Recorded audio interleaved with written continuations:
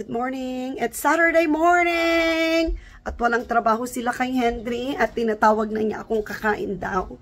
So may pa-surprise daw siya sa akin. So let me see. Boom! Bakit nakabukas yung front door? Ay! Ito daw. Pakakainin na daw niya ako. OMG! Ganito na naman. Ang sarap! May pa ganun pa. OMG! Wow, breakfast of the champions na naman tayo. Sana may isda. Wala ba tayong isda?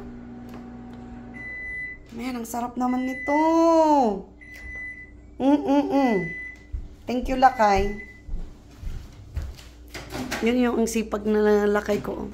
Ang sipag na, ang gwapo pa. Nambuladas ka na naman. Oh, ayan, pinainit na niya yung quinoa rice ko. Diba?